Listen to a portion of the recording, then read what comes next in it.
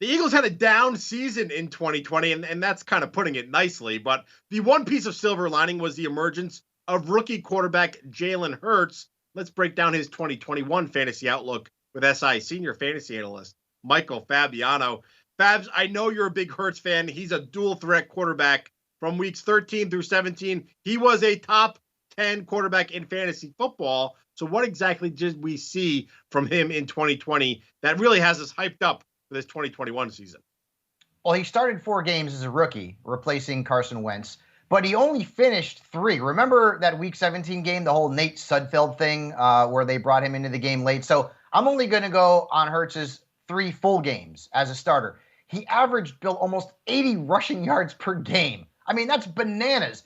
If you project it over 17 games, it's 1,349 yards. I'm not saying he's doing that, but that is a pretty interesting trend. We love running quarterbacks. Jalen Hurts' big-time mobility makes him a big-time breakout candidate for most fantasy managers.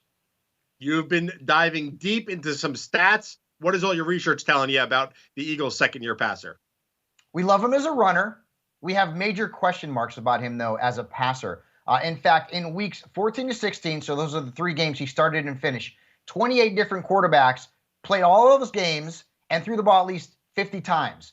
Of those 28 quarterbacks, Hurts was dead last in completion percentage at 54.9. He was also dead last in on-target percentage, and he was 22nd in passer rating.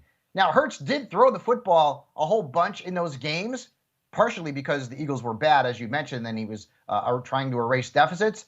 But he really needs to improve as a passer if he's going to significantly take that next step to being a statistical hero, not only for Eagles fans, but for fantasy managers. Doug Peterson is out as the head coach. Nick Sirianni comes in from Indianapolis. He certainly has been in that Philadelphia building before.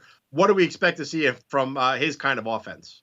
Well, Sirianni is going to call the shots. And Hurts is a different quarterback than Sirianni's ever really had, right? In Indianapolis, he had Andrew Luck and Phillip Rivers, who was very immobile, Jacoby Brissett. But keep in mind, Frank Reich was calling a lot of the shots there. So Sirianni's he's going to be bringing in his ideas. It will be completely his offense. He'll be calling the shots. Shane Steichen will be the OC.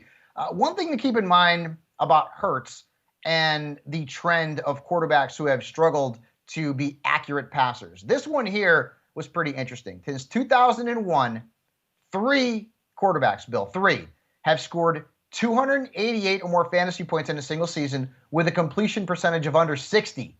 Cam Newton, Blake Bortles, and Josh Allen. That's it. 288 fantasy points was good enough to be the QB 12 last year. And if Hurts comes in and finishes as the QB 12, not bad.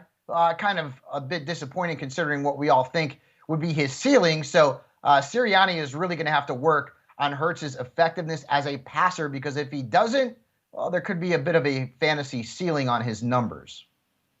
All right, so what's the verdict here? We love quarterbacks that can run fantasy because they pile up the stats. You look at Lamar Jackson. You look at even Patrick Mahomes gets plenty of rushing yards. Some other ones are Dak Prescott. A lot of different ones come to mind. Can Jalen Hurts join that group of really good passers and really elite running quarterbacks? It'd be a major leap for him to significantly improve. I mean, it's been done in the past. Josh Allen from 2019 to 2020 made a pretty big leap in terms of accuracy. But also keep in mind, I mean, the Eagles wide receivers are really inexperienced, right? For the most part, Devontae Smith's a rookie. Jalen Reagor was not all that great in his first season, so he's coming on into year 2. You know, you've got Dallas Goedert. You may or may not have Zach Ertz. So there's some question marks about what he has in terms of the passing game. I don't know that he's going to make that huge leap. It's possible. I just don't see it, right? So that is a bit of concern. That's a bit of a red flag.